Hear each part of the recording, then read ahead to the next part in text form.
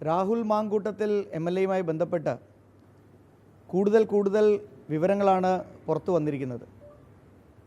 ഇതിൽ വളരെ ഗുരുതരമായിട്ടുള്ള കുറ്റകൃത്യങ്ങൾ രാഹുൽ മാങ്കൂട്ടത്തിൽ നടത്തിയിട്ടുണ്ട് എന്ന് വെളിവാക്കുന്ന ശബ്ദ സന്ദേശങ്ങളും മെസ്സേജുകളും മറ്റുമൊക്കെയാണ് പുറത്തു വന്നിരിക്കുന്നത്.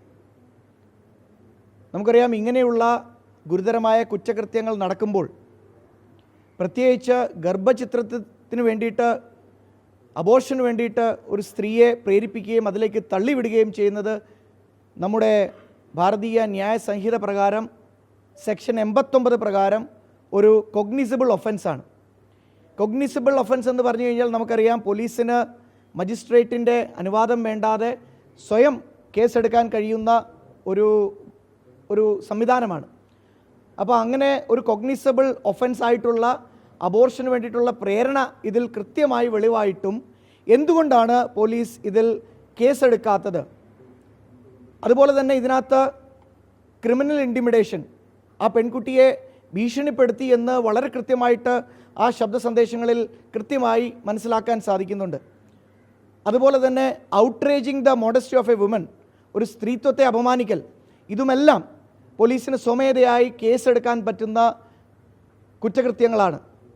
അതുകൊണ്ട് ഭാരതീയ ജനതാ പാർട്ടി ആവശ്യപ്പെടുന്നത് രാഹുൽ മാങ്കൂട്ടത്തിനെ ഇതിൻ്റെയൊക്കെ ഇപ്പോൾ പുറത്തു വന്നിരിക്കുന്ന ഈ വിവരങ്ങളുടെ അടിസ്ഥാനത്തിൽ ഉടനെ തന്നെ അറസ്റ്റ് ചെയ്ത് പോലീസ് ചോദ്യം ചെയ്യണം എന്നാണ് ഭാരതീയ ജനതാ പാർട്ടിക്ക് ആവശ്യപ്പെടാനുള്ളത്.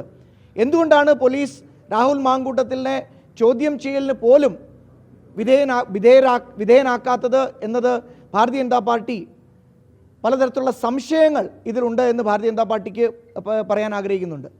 കാരണം ഇതുപോലുള്ള വളരെ ഗുരുതരമായിട്ടുള്ള കുറ്റകൃത്യങ്ങളിൽ കൊഗ്നിസബിൾ ഒഫൻസുകളുള്ള കേസിൽ പോലീസ് രാഹുൽ മാങ്കൂട്ടത്തിനെ ഒരു തവണ ചോദ്യം ചെയ്യാൻ പോലും തയ്യാറാവുന്നില്ല. എന്ന് പറഞ്ഞാൽ പിണറായി സർക്കാരും കോൺഗ്രസുമായിട്ടുള്ള അഡ്ജസ്റ്റ്മെൻറ്റ് പൊളിറ്റിക്സിൻ്റെ ഏറ്റവും വലിയൊരു ഉദാഹരണമാണ് രാഹുൽ മാങ്കൂട്ടത്തിൻ്റെ വിഷയം. ആരെയാണ് ഇവർ ഭയക്കുന്നത്? നമുക്കറിയാം, ഈ രാഹുൽ മാങ്കൂട്ടത്തിൻ്റെയൊക്കെ പിന്നിൽ പലതരത്തിലുള്ള മതമൗലികവാദികൾ, നമുക്കറിയാം, ഈ മതമൗലികവാദികളുടെയൊക്കെ പിന്തുണയോടുകൂടി രാഷ്ട്രീയത്തിൽ തെളിഞ്ഞു വന്നിട്ടുള്ള, രാഷ്ട്രീയത്തിൽ മുന്നേറി വന്നിട്ടുള്ള ഒരു നേതാവാണ് രാഹുൽ മാങ്കൂട്ടത്തിൽ. അപ്പം അതുകൊണ്ട് മതമൗലികവാദികളുടെയൊക്കെ ഒരു പ്രഷർ പിണറായി വിജയൻ്റെ മുകളിലും ഉണ്ട് എന്നാണ് ഞങ്ങൾ വിശ്വസിക്കുന്നത്. അതുകൊണ്ട് തന്നെയാണ് പോലീസിനെ കൊണ്ട് ഇതിൽ അന്വേഷണം നടത്തിക്കാതെ, കേസെടുക്കാതെ പിണറായി സർക്കാർ ഇതിൽ മൗനം പാലിച്ചിരിക്കുന്നത്. അതുകൊണ്ട് ഭാരതീയ ജനതാ പാർട്ടിക്ക് പറയാനുള്ളത്, ഈ പെൺകുട്ടിക്ക് നീതി ലഭിക്കുന്നത് വരെയും ഭാരതീയ ജനതാ പാർട്ടി ഇതുമായി മുമ്പോട്ട് പോകും. ഞങ്ങൾ സമരങ്ങളുമായി മുമ്പോട്ട് പോകും, പ്രക്ഷോഭങ്ങളുമായി മുമ്പോട്ട് പോകും. പെൺകുട്ടിക്ക് നീതി ലഭിക്കുന്നത് വരെയും ഈ വിഷയം ഞങ്ങൾ ഉന്നയിക്കും. പോലീസ് അടിയന്തരമായിട്ട് രാഹുൽ മാങ്കൂട്ടത്തിനെ അറസ്റ്റ് ചെയ്ത് ചോദ്യം ചെയ്യണമെന്നാണ് ഞങ്ങളുടെ ആവശ്യം.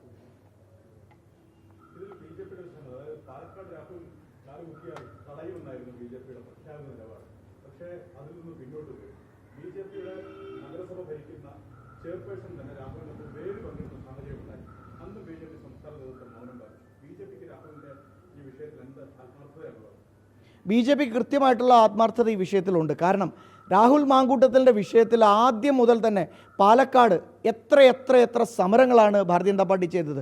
നമുക്കൊക്കെ ഓർമ്മയില്ലേ, ശ്രീമാൻ VD സതീശന് പോലും ഒരു സമയത്ത് വിരളി പൂളുന്ന രീതിയിൽ ഇവിടെ അദ്ദേഹത്തിൻ്റെ വസതിയിലേക്ക് യുവമോർച്ച നടത്തിയ മാർച്ച്, അന്ന് അദ്ദേഹം തന്നെ പറഞ്ഞു, കാളയെ ഇറക്കി വിട്ട് കഴിഞ്ഞാൽ ഞങ്ങൾ അതിന് തക്കതായ മറുപടി പറയുമെന്നൊക്കെ പറഞ്ഞ് അദ്ദേഹം ചൊടിക്കുന്ന രീതിയിൽ തന്നെ സംസാരിക്കുന്ന ഒരു വിഷയം, ആ രീതിയിലുള്ള സമരങ്ങൾ ഇവിടെ ചെയ്തത് ഭാരതീയ ജനതാ പാർട്ടിയാണ്. അത് ഈ വിഷയം പൊതുസമൂഹത്തിൽ, പൊതുമധ്യത്തിൽ ഇത്രയും അധികം ജനശ്രദ്ധ നേടാൻ കാരണം മാധ്യമങ്ങൾ എത്രത്തോളം പങ്കുവഹിച്ചിട്ടുണ്ടോ അത്രത്തോളം പങ്ക് ഈ വിഷയത്തിൽ ഭാരതീയ ജനതാ പാർട്ടി എടുത്തിട്ടുണ്ട്. ഈ രാഹുൽ മാങ്കൂട്ടത്തിൽ വിഷയത്തിൽ നിരന്തരമായി സമരം ചെയ്തത് ഭാരതീയ ജനതാ പാർട്ടിയാണ്.